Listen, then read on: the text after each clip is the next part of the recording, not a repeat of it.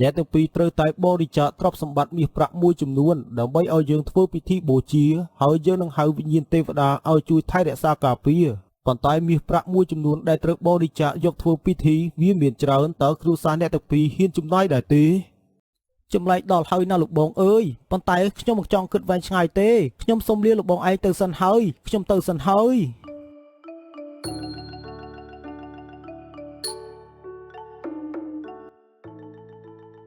មានលោកគ្រូបារមីម្នាក់ដែលគាត់តែងតែដើរបោកប្រាស់អ្នកភូមិរហូតដល់អ្នកភូមិបានបណ្ដេញគាត់ចេញពីភូមិគាត់តែងតែមានគំនិតអាក្រក់ប្រកបមុខរបរអាក្រក់ដើម្បីតែផលប្រយោជន៍របស់គាត់ចង្រៃយោអ្នកភូមិទាំងអស់គ្នានេះយើងមិនទាន់បោកប្រាស់បានឆ្អែតផងប៉ុន្តែបែរជាដេញយើងឲ្យចាក់ចេញពីទីនេះជាការសំណាងដែលពួកគេមិនប្តឹងខាងរាជការឲ្យចាប់យើងដូច្នេះយើងត្រូវតែចាក់ចេញពីភូមិនេះហើយទៅរស់នៅភូមិឆ្ងាយមួយទៀតដើម្បីបោកប្រាស់យកមាសប្រាក់អ្នកភូមិនៅទីនោះបន្តគាត់បានធ្វើដំណើរទៅភូមិមួយទៀតដែលនៅឆ្ងាយដើម្បីបោកប្រាស់អ្នកភូមិនៅទីនោះ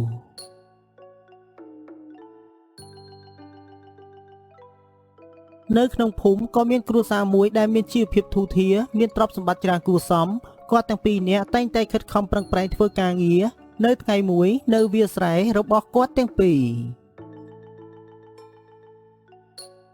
ហត់ដល់ហើយតម្រាំតែបានប្រាក់ធ្វើការងារយ៉ាងហត់បើសិនជាមានវេទមន្តអ្វីមួយអាចជួយឲ្យយើងទាំងពីរនាក់រកស៊ីមានបានកាន់តែលឿនយើងទាំងពីរនាក់ប្រកាសជាបានស្រួលជាងនេះជាមិនខានទេណាអូនរាល់ថ្ងៃនេះយើងមិនមែនជាអ្នកក្រឯណាបងយើងមានទ្រព្យសម្បត្តិច្រើនគួរសមប៉ុន្តែដោយសារតែយើងទាំងពីរនាក់សន្សំសំចៃច្រើនពេកមិនហ៊ានជួលអ្នកភូមិឲ្យមកជួយដូច្នេះត្រូវធ្វើខ្លួនឯងបែបនេះហើយបើជួលអ្នកភូមិឲ្យមកជួយប្រកាសជាត្រូវអស់ប្រាក់អញ្ចឹងមានតែទ្រាំធ្វើទាំងខ្លួនឯងហត់បែបនេះគិតទៅជីវិតពួកយើងទាំងពីរនាក់នេះមិនដឹងថាគិតត្រូវឬមួយក៏គិតខុស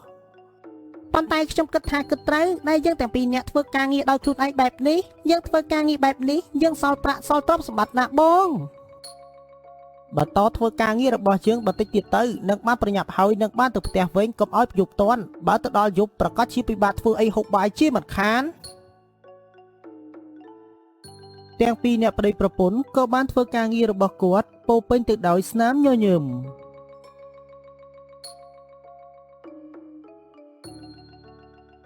ចំណែកលោកគ្រូបារមីដែលបានតាំងខ្លួនជាអ្នកមានបារមីដើរបោកប្រាស់អ្នកភូមិក៏បានមកធ្វើអាស្រមនៅក្បែរជើងភ្នំមួយកន្លែងដើម្បីធ្វើឲ្យអ្នកភូមិមានការទុកចិត្តមកលើគាត់បន្តិចទៀតនឹងមានអ្នកភូមិដើរឆ្លងកាត់ទីនេះហើយនៅពេលដែលអ្នកភូមិដើរឆ្លងកាត់ទីនេះនឹងបានឃើញយើងអង្គុយតាំងសិលតាំងភីវិនិធរពួកគេប្រកាសជាមកសួរនាំយើងជាមិនខាននិយាយមិនតាន់ផុតពីមាត់ស្រាប់តែពីអ្នកប្តីប្រពន្ធដែលទៅនឹងដើរមកពីស្រែក៏បានដើរមកដល់ហើយក៏បានឃើញលោកគ្រូកំពុងតែអង្គុយតើគាត់ជាអ្នកណាទៅហេតុអ្វីបានជាគាត់មកតាំងអាស្រមនៅទីនេះមើលទៅដូចជាគ្រូបារមីអញ្ចឹងមែនហើយណាបងគាត់ប្រកាសជាគ្រូបារមីជាមិនខានយើងចូលទៅឲ្យគាត់ទូទាយបន្តិចទៅឲ្យបានដឹងថាថ្ងៃខាងមុខយើងកើតទៅជាអ្នកមានឬមួយក៏នៅតែក្រីក្របែបនេះ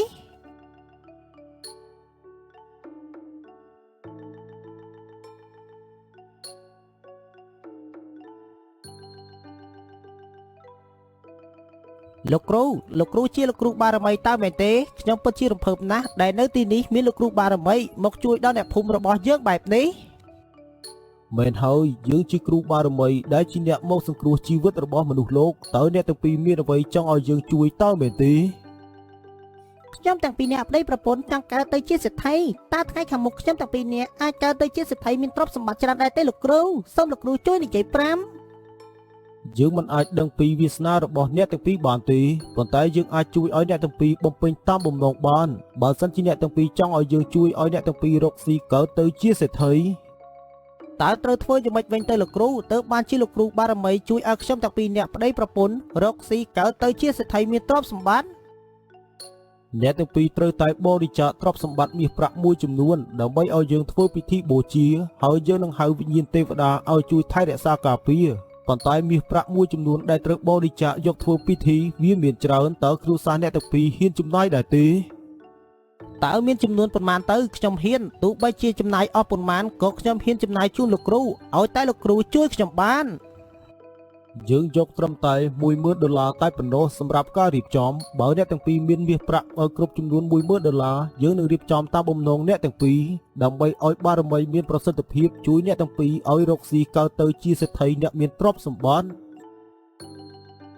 ដោយមានការជឿជាក់និងក្តីសង្ឃឹមខ្ពស់ទាំងពីរអ្នកប្តីប្រពន្ធក៏បានធ្វើដំណើរទៅផ្ទះវិញក៏បានលក់គោក្របីរបស់គាត់និងទ្រព្យសម្បត្តិមួយចំនួនដើម្បីយកប្រាក់មកឲ្យលោកគ្រូបារមី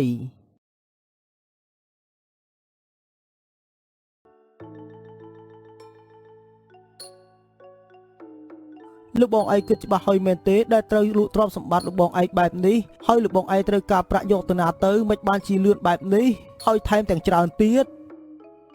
ខ្ញុំត្រូវការប្រាក់ដោយសារតែរឿងរ៉ាវមួយចំនួនលោកបងឯងមិនចាំបាច់និយាយច្រើនទេរថយន្តនេះខ្ញុំបានលក់ឲ្យលោកបងឯងរួចហើយលោកបងឯងយកវាទៅប្រើប្រាស់ទៅ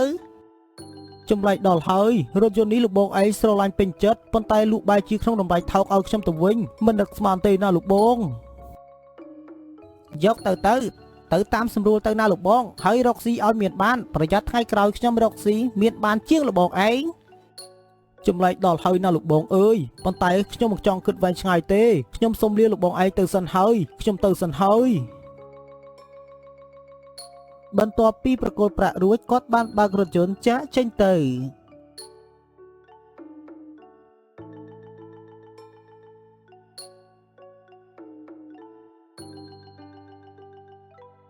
នៅពេលដែលអ្នកទាំងពីរបានលក់ទ្រព្យសម្បត្តិរបស់គាត់អស់មួយចំនួនក៏បានយកប្រាក់មកជូនលោកគ្រូបារមីស្រាប់តែលោកគ្រូបារមីបាននិយាយថានៅមិនទាន់ដល់ពេលវេលាដែលត្រូវធ្វើពិធីខ្ញុំបានពិភាក្សាជាមួយនឹងទេវតារួចហើយក្រុមទេវតាបាននិយាយថានៅមិនទាន់ដល់ពេលវេលាដែលត្រូវធ្វើដូច្នេះត្រូវពន្យាពេលមួយរយៈពេលតើត្រូវពន្យាពេលដល់ពេលណាទៅលោកគ្រូតើត្រូវរងចាំយូរឬឆាប់ខ្ញុំទាំងពីរអ្នកប្តីប្រពន្ធនេះនឹងរងចាំមែនហើយណាលោកគ្រូខ្ញុំទាំងពីរអ្នកប្តីប្រពន្ធបានប្រមូលទ្រព្យសម្បត្តិមួយចំនួនដើម្បីលក់យកប្រាក់មកឲ្យលោកគ្រូធ្វើពិធីតើត្រូវរងចាំយូរដែរទេ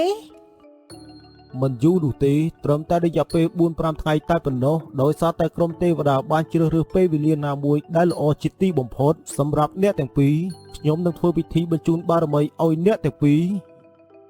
មិននឹកស្មានថាលោកគ្រូគិតគូរដល់គ្រួសារខ្ញុំទាំងពីរនាក់បែបនេះអញ្ចឹងខ្ញុំទាំងពីរនាក់អរគុណច្រើនដែលលោកគ្រូបានផ្ដល់បារមីឲ្យរងចាំ 4-5 ថ្ងៃទៀតខ្ញុំនឹងមកជួបលោកគ្រូម្ដងទៀតបន្ទាប់ពីប្រគល់មាសប្រាក់ឲ្យទៅលោកគ្រូបារមីរួចទាំងពីរអ្នកប្តីប្រពន្ធក៏បានធ្វើដំណើរទៅផ្ទះវិញនៅទីបំផុតយើងអាចបោកប្រាស់គ្រួសារនេះបានហើយយើងមិននៅទៀតទេយើងនឹងប្រមូលយកទ្រព្យទាំងអស់នេះចាក់ចែងនៅពេលនេះលោកគ្រូបារមីដែលជាមនុស្សបោកប្រាស់ក៏បានប្រមូលយកទ្រព្យទាំងអស់នោះរត់ចាក់ចេញទៅ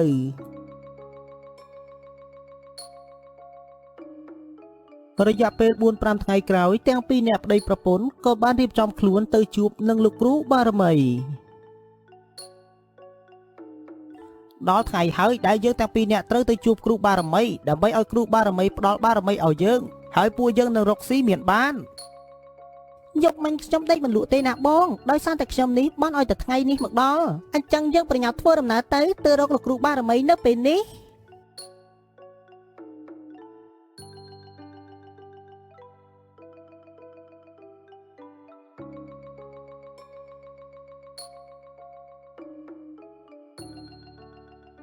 នៅពេលដែលគាត់ទាំងពីរនាក់បានទៅដល់ស្រាប់តែខ្ទមក៏ឃើញតែខ្ទមទទេមិនឃើញលោកគ្រូបារមីនៅទីនោះលោកគ្រូអើយលោកគ្រូនៅទីណាទៅចេញមកជួបខ្ញុំនៅពេលនេះភ្លាមមកណាលោកគ្រូវីវ៉ឲ្យណាបងនៅពេលនេះលោកគ្រូបានរត់បាត់ហើយប្រាក់ទាំងអស់នោះប្រកាសជាលោកគ្រូយកទៅតាមខ្លួនជាមិនខាន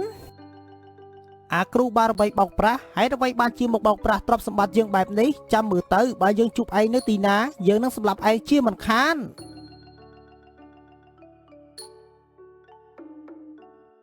អ្នកទាំងពីរកំពុងតែធ្វើអ្វីនឹងអ្នកទាំងពីរកំពុងតែមករកលោកគ្រូបារមីរស់នៅទីនេះតើមែនទេអ្នកទាំងពីរ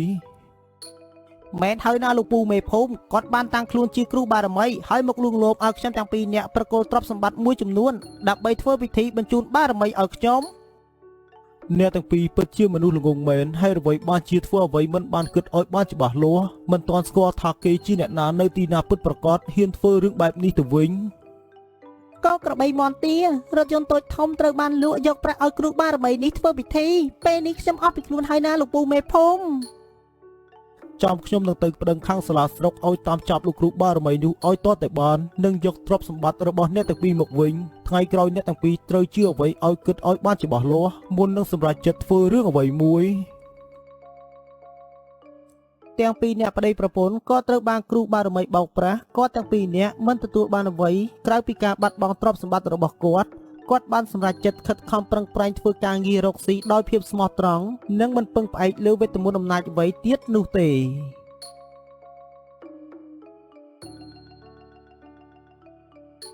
មានស្ត្រីចំណាស់ម្នាក់ដោយរាល់ថ្ងៃរស់នៅជាមួយកូនប្រុសដោយកូនប្រុសរបស់គាត់មិនដែលទៅធ្វើការងារអ្វីឡើយរាល់ថ្ងៃគាត់តែងតែទៅចំការស្រែតែម្នាក់ឯងតែប៉ុណ្ណោះ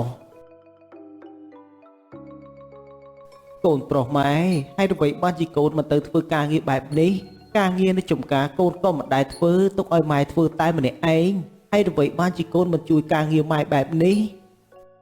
តើជួយការងារអ្វីទៅម៉ែទៅធ្វើនាំតែហត់តែប៉ុណ្ណោះខ្ញុំមិនចង់ធ្វើការងារអ្វីទេចាំថ្ងៃណាខ្ញុំមានអារម្មណ៍ល្អចាំខ្ញុំទៅធ្វើ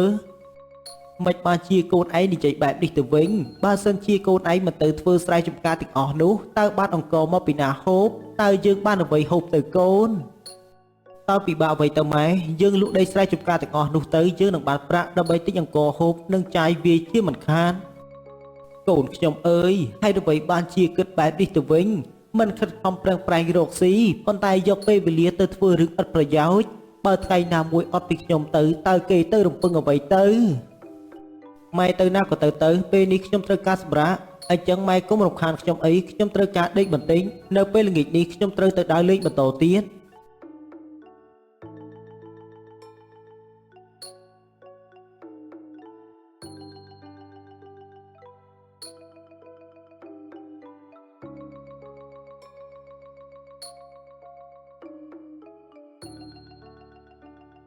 បន្ទាប់មកគាត់ក៏ពិបាកចិត្តហើយគាត់ក៏បានដើរមកដល់ចំការគាត់តែម្នាក់ឯង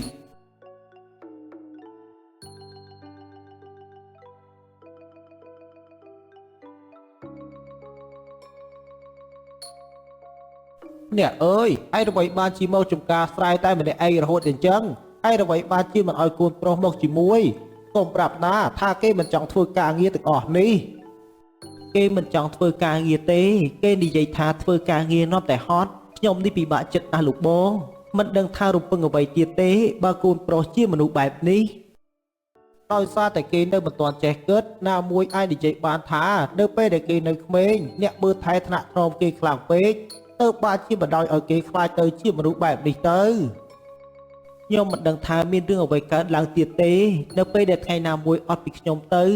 តើគេនឹងទៅរំពឹងអ្វីទៀតបើរាល់ថ្ងៃនេះគេមិនដែលធ្វើការងារអ្វីឡើយតាមដំណើរទៅអ្នកអើយនៅថ្ងៃខាងមុខគេនឹងបានដឹងខ្លួនដោយខ្លួនឯងដូច្នេះកុំបារម្ភពេកអីតាមដំណើរទៅនាំតែពិបាកចិត្តខ្លួនឯងតែប៉ុណ្ណោះ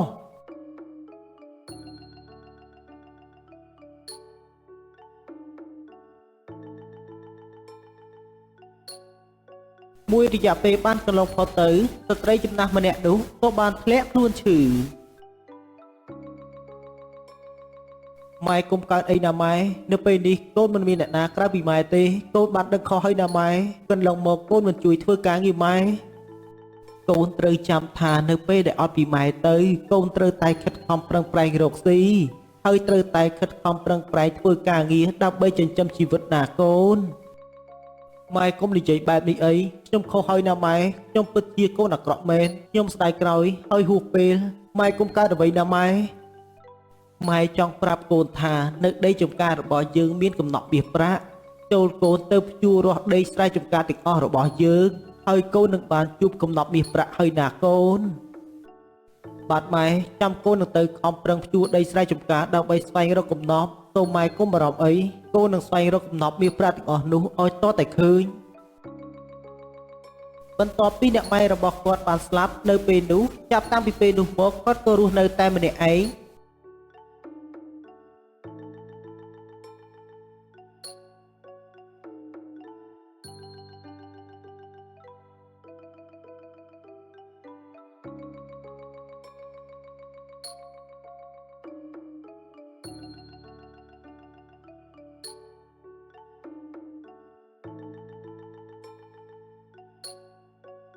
នៅថ្ងៃស្អែកឡើងគាត់ក៏ទៅព្យាយាមទៅភ្ជួរចំការដីស្រែហើយសកម្មភាពទាំងអស់នោះគាត់បានធ្វើជារៀងរាល់ថ្ងៃដើម្បីស្វែងរកកំណប់មាសប្រាក់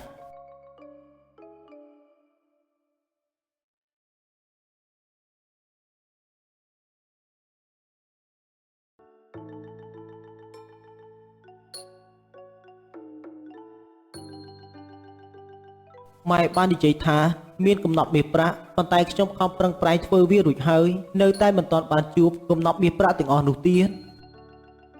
នៅពេលនោះក៏មានលោកសេដ្ឋីម្នាក់បានដើរឆ្លងកាត់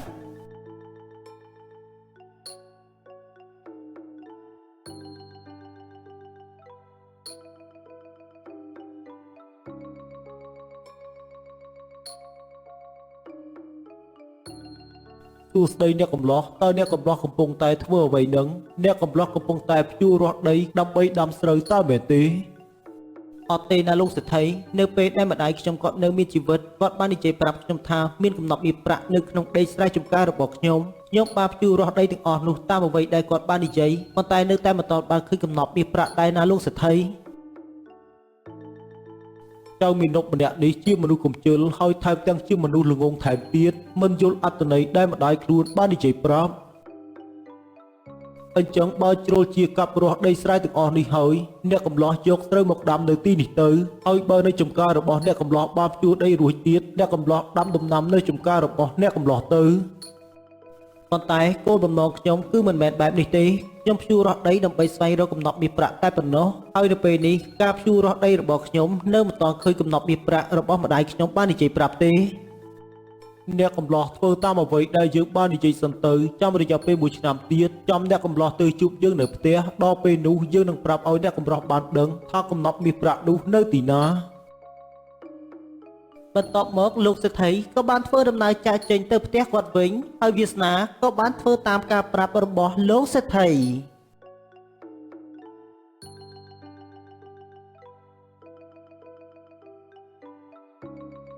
រយៈពេល1ឆ្នាំបានកន្លងផុតទៅដំណាំដែលគាត់បានធ្វើទាំងអស់ក៏បានហុចផលមកឲ្យគាត់វិញទាំងដំណាំស្រូវទាំងដំណាំចម្ការហើយគាត់ក៏បានប្រមូលដំណាំទាំងអស់នោះយកទៅលក់បានប្រាក់ជារៀងរាល់ថ្ងៃ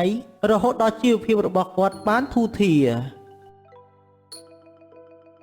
នៅពេលនេះខ្ញុំបានយល់ហើយកំណប់មាសប្រាក់ទាំងអស់នោះវាកំពុងតែរងចាំខ្ញុំគ្រប់ពេលបើខ្ញុំមិនបានស្ដាប់តាមការនិយាយណែនាំរបស់លោកសេដ្ឋីខ្ញុំប្រកាសជានៅតែស្វែងរកកំណប់មាសប្រាក់ដែលម្ដាយខ្ញុំបាននិយាយនៅតែមិនទាន់បានឃើញខ្ញុំទៅជួបលោកសេដ្ឋីនៅពេលនេះដើម្បីទៅនិយាយអរគុណគាត់ដែលគាត់បានដាស់តឿនខ្ញុំកាលពីមុន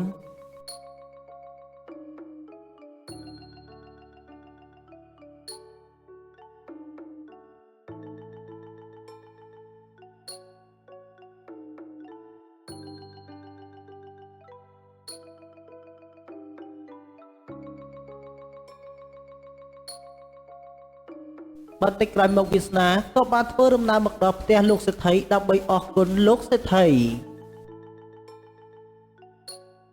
យ៉ាងម៉េចដែរអ្នកកំឡោះរយៈពេល1ឆ្នាំនេះឮថាដំណាំអ្នកកំឡោះទទួលបានផលជាទីគាប់ចិត្តហើយថែមទាំងបានយកទៅលក់នៅផ្សារជារៀងរាល់ថ្ងៃបាទលោកសេដ្ឋីដំណាំដែលខ្ញុំបានទទួលបានផលវាបានធ្វើឲ្យខ្ញុំមានជីវភាពធូរធារជាងមុនខ្ញុំអរគុណលោកសេដ្ឋីដែលបាននិយាយដាស់តឿនសតិខ្ញុំបើសិនជាមិនបានជួបលោកសេដ្ឋីនៅថ្ងៃនោះខ្ញុំប្រកាសជាមិនដឹងទេថាពេលនេះទៅជាយ៉ាងណាវិញអ្នកម្ដាយរបស់អ្នកកំឡោះគាត់បាននិយាយត្រឹមត្រូវតាមពុតដីនោះគឺមានកំណប់មាសប្រាក់ពិតមែនប៉ុន្តែអ្នកកំឡោះត្រូវតែធ្វើទៅបានជួបកំណប់មាសប្រាក់ទាំងអស់នោះគ្រប់យ៉ាងមិនមែនបានមកដោយការងាយស្រួលឡើយដែរអ្នកកំឡោះនៅពេលនេះទើបខ្ញុំយល់អ្វីដែលម្ដាយខ្ញុំគាត់បាននិយាយថាមានកំណប់មាសប្រាក់នៅដីរបស់ខ្ញុំដោយសារតែគាត់ចង់ឲ្យខ្ញុំទៅភ្ជួររាស់ដីស្រែទាំងអស់នោះហើយដាំដំណាំហើយដំណាំទាំងអស់នោះវានឹងនាំប្រយោជន៍ឲ្យមកខ្ញុំដូចជាពេលនេះត្រូវចាំថាភាពជោគជ័យវាមិនអាចកើតឡើងដោយងាយស្រួលឡើយហើយយើងត្រូវតែស្វែងរកភាពជោគជ័យដោយខ្លួនឯងមិនមែនភាពជោគជ័យរត់រកយើងទេបើសិនជាអ្នកខ្ជិលអ្នកមិនធ្វើការខ្ញុំសង្ឃឹមថាថ្ងៃណាមួយជីវភាពគ្រួសាររបស់អ្នកបានល្អប្រសើរសំណាងមិនមែនធ្លាក់ពីលើមេឃទេប៉ុន្តែយើងវិញទេដែលជាអ្នករត់រកសំណាងហើយសំណាងគឺរត់ទៅរកអ្នកដែលខំប្រឹងប្រែងដើម្បីភាពជោគជ័យ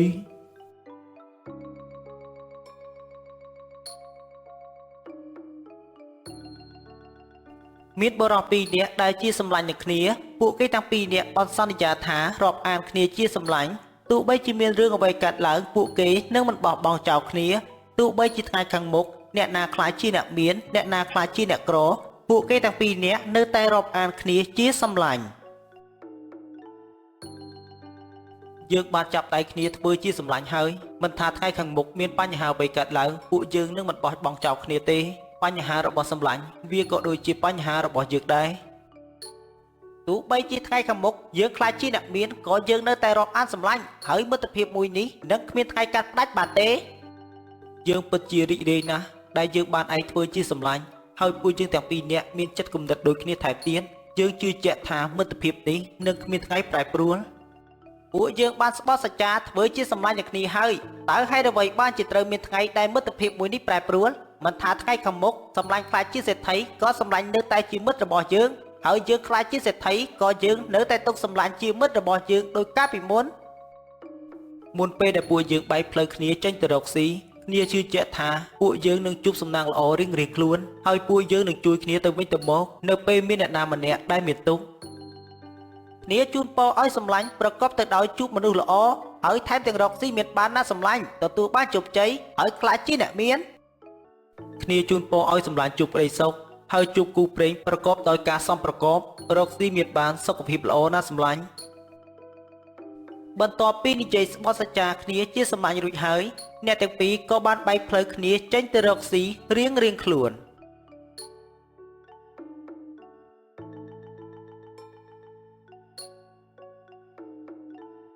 នាពេល5ឆ្នាំបានកន្លងផុតទៅសានបានរកស៊ីមានជីវភាពធូរធារដោយគេបានប្រពន្ធប្រកបទៅដោយគុណធម៌ថែមទាំងមានកូនប្រុសម្នាក់ទៀតផងគ្រួសារគេតែងតែទទួលបានការអាណិតនិងស្រឡាញ់ពីអ្នកភូមិរយៈពេល5ឆ្នាំមកហើយដែលបងបានបែកពីសម្លាញ់របស់បងចេញមករកស៊ីហើយក៏មិនដឹងថាពេលនេះជីវភាពគេលំបាកឬមួយក៏យ៉ាងម៉េចនៅថ្ងៃណាមួយគាត់ប្រកាសជាមករកបងជាក់ជាមិនខានប្រហែលជាគាត់កំពុងតែរវល់កិច្ចការរបស់គាត់ទៅបានជាគាត់មិនទាន់មករកបងក៏សង្ឃឹមថានឹងបានជួបគេក្នុងរយៈពេលឆាប់ព្រោះតែបងបានឃ្លាតឆ្ងាយពីគេ5ឆ្នាំមកហើយបងជឿជាក់ថាថ្ងៃមួយគេនឹងមករកបងគាត់គឺជាសម្លាញ់បងដូច្នេះគាត់ប្រកាសជាមានការនឹករលឹកដល់បងដូចគ្នាប៉ុន្តែប្រហែលជាកត្តាអ្វីមួយទៅបានជាបណ្ដាលឲ្យគាត់មិនទាន់មករកបងឬមួយគាត់គិតថាគ្រួសាររបស់យើងរកស៊ីមានបានធូរធារទៅបានជាគាត់មិនហ៊ានមកប្រហែលជាបែបនេះហើយប៉ុន្តែសម្រាប់បងវិញមិនដែលគិតបែបនេះទេមិត្តមួយថ្ងៃគឺមិត្តមួយជីវិតហើយពួកយើងថែមទាំងស្បល់សច្ចាជាមួយគ្នាថែមទៀតបងអាចគិតថាមិត្តមួយថ្ងៃមិត្តមួយជីវិតប៉ុន្តែសម្រាប់គាត់វិញអាចនឹងមានការខ្មាស់អៀនហើយថែមទាំងមិនហ៊ានមកជួបបងប៉ុន្តែខ្ញុំជឿជាក់ថាថ្ងៃណាមួយគាត់ប្រកាសជាមកជួបបងជាក់ជាមិនខានបងក៏សង្ឃឹមបែបនេះដែរអញ្ចឹងអូនឡើងទៅរៀបចំបាយទឹកឲ្យបងបន្តិចសិនទៅបងដូចជាចង់ហូបបាយហើយនៅពេលដែលបងហូបបាយរួចបងនឹងប្រញាប់ទៅមើលក្របីដែលអ្នកភូមិបានលក់ឲ្យយើងបន្ថែមទៀតចាបងអញ្ចឹងបងចាំបន្តិចសិនទៅខ្ញុំនឹងទៅឡើងរៀបចំបាយទឹកសម្រាប់បង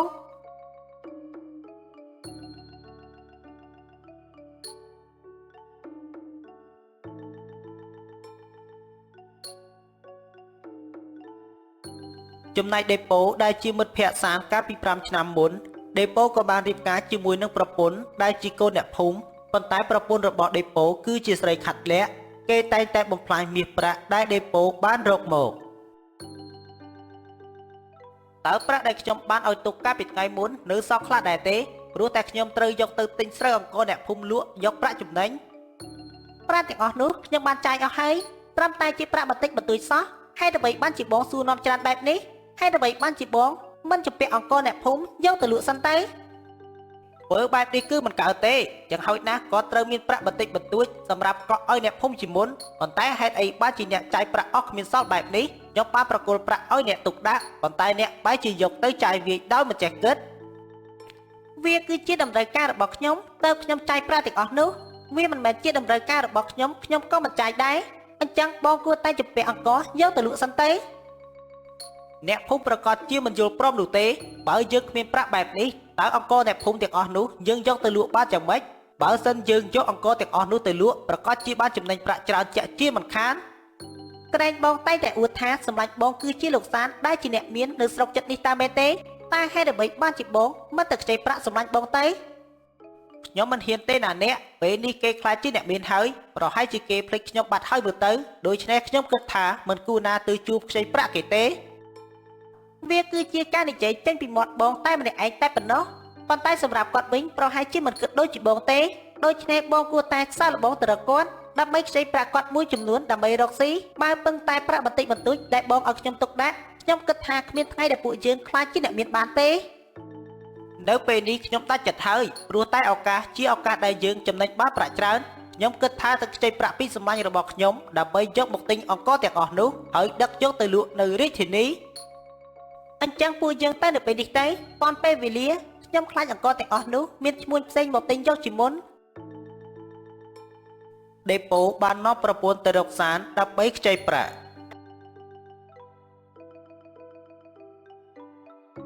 នាពេលរសៀលដេប៉ូនិងប្រពន្ធក៏បានមកដល់ផ្ទះសានរយៈពេល5ឆ្នាំមកហើយណាសម្លាញ់ហើយអ្វីបានជាសម្លាញ់មិនដែលមករកគ្នាអញ្ចឹងយើងពិតជាមានការនឹករលឹកដល់សម្លាញ់ខ្លាំងណាស់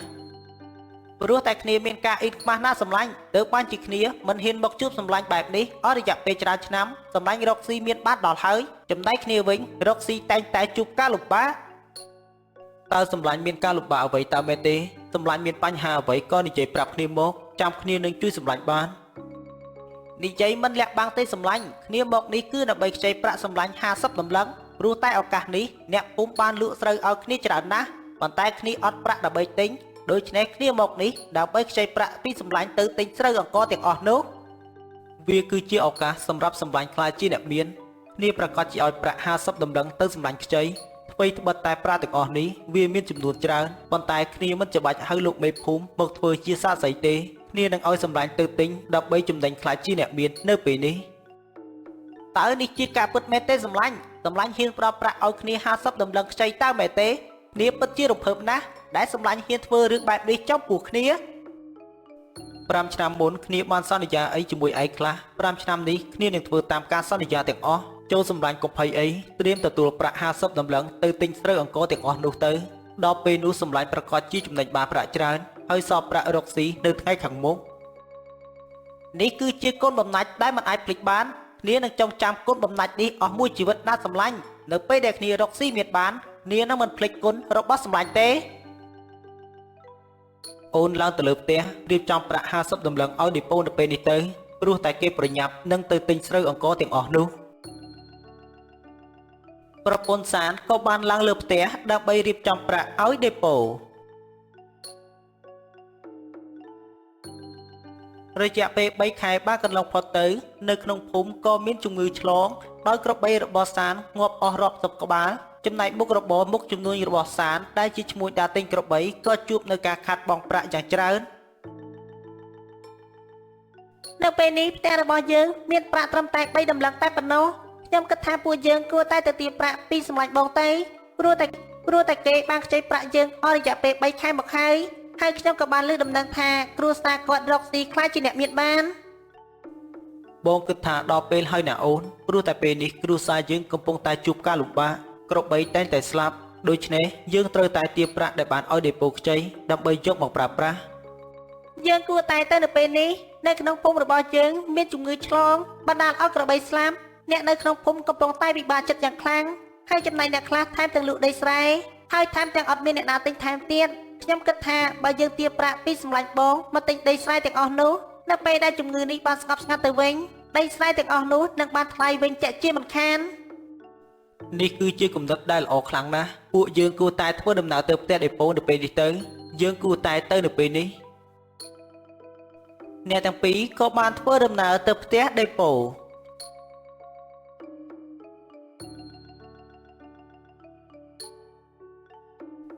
នៅពេលដែលសាននិងប្រពន្ធបានទៅដល់ផ្ទះដេប៉ូស្រាប់តែដេប៉ូនិងប្រពន្ធក៏មានចិត្តខឹងយ៉ាងខ្លាំងនៅពេលដែលសានបានទៅទារប្រាក់ពីខ្លួនវិញគ្រាន់តែប្រាក់ប៉ុណ្ណឹងសោះតើហេតុអ្វីបានជាឯងមកទារយើងនៅទីនេះឯងមានដឹងទេថាយើងខ្មាស់កូនចៅយើងប៉ុណ្ណាទៅឲ្យគ្នាសុំទោសណាសម្លាញ់គ្នាពិតជាមិនបានតាំងចិត្តមែនថាឯងកំពុងតែនិយាយការងារជាមួយកូនចៅមុននឹងចូលមកដីរបស់ខ្ញុំហេតុអ្វីបានជាមិនសុំការអនុញ្ញាតជាមុនសិនហេតុអីបានជាចូលមកដោយមិនសុំការអនុញ្ញាត ខ្ញុំទាំងពីរអ្នកប្តីប្រពន្ធគិតថាផ្ទះនេះជាផ្ទះសម្លាញ់ប្តីរបស់ខ្ញុំតាមខ្ញុំគិតថាចូលមកទារប្រាក់តែអ្នកទាំងពីរបានខ្ចីកាលពី3ខែមុនដូច្នេះអ្នកទាំងពីររៀបចំប្រាក់ឲ្យខ្ញុំមកគ្រាន់តែប្រាក់50តម្លឹងសោះតើហេតុអ្វីបានជាឯងប្រញាប់ទារបែបនេះឬមួយក៏អ្នកទាំងពីរគិតថាយើងគ្មានប្រាក់សងអ្នកទាំងពីរវាមិនមែនដូចជាអ្វីដែលសម្លាញ់គិតទេនៅពេលនេះសេដ្ឋកិច្ចគ្រួសារគ្នាកំពុងតែជួបការលំបាកទើបគ្នាមកទារប្រាក់យកទៅស្រង់ដើមវិញត្រឹមតែជាកំតិចប្រាក់50តម្លឹងខ្ញុំនឹងរៀបចំឲ្យអ្នកវិញនៅពេលនេះយកប្រាក់ទាំងអស់នោះទៅវិញទៅហើយប្រញាប់ចេញពីដីរបស់ខ្ញុំទៅអ្នកទាំងពីរនិយាយមកប្រៀបដូចជាខ្ញុំមកសុំទានអញ្ចឹងខ្ញុំមកគឺដើម្បីទារប្រាក់ដែលអ្នកបានខ្ចីមករកស៊ីបើសិនជាអ្នកទាំងពីរមានប្រាក់គួរតែសងខ្ញុំមកខ្ញុំក៏មិនមកទារនៅថ្ងៃនេះដែរគ្រប់យ៉ាងទាំងអស់វាការចេញពីការខំប្រឹងរបស់ខ្ញុំពីរនាក់ប្តីប្រពន្ធបើខ្ញុំមិនខំប្រឹងស្មានតែខ្ញុំតែពីរនាក់មានថ្ងៃនេះតើមែនទេបានហើយកុំនិយាយច្រើនអីខ្ញុំនឹងទៅរៀបចំប្រាក់ឲ្យអ្នកនៅពេលនេះនៅពេលដែលបានប្រាក់ហើយក៏ប្រញាប់ចាក់ចេញទៅវិញទៅបើកូនចៅយើងបានឃើញគេគិតថាឯងគឺជាម្ចាស់បំណុលរបស់យើងមិនអីទេណាសម្លាញ់យើងនឹងចងចាំថ្ងៃនេះទុកអស់មួយជីវិតហើយចាប់តាំងពីថ្ងៃនេះទៅគ្នាសូមកាត់ផ្តាច់ទំនាក់ទំនងរបស់ពួកយើងនឹងមិនមែនជាសម្លាញ់នឹងគ្នាដោយកាលពីមុនទៀតទេឯងហ៊ាននិយាយបែបនេះដាក់យើងផងមែនទេបើសិនជាសម្លាញ់ចង់បានបែបនេះនាងនឹងព្រមធ្វើតាមសម្លាញ់ចាប់ពីថ្ងៃនេះទៅយើងមិនមែនជាសម្លាញ់នឹងគ្នាដោយកាលពីមុនទៀតទេបន្ទាប់ពីសានបានទទួលប្រាក់50តម្លឹងមកវិញហើយសាននិងប្រពន្ធក៏បានធ្វើដំណើរមកផ្ទះវិញទាំងការឈឺចាប់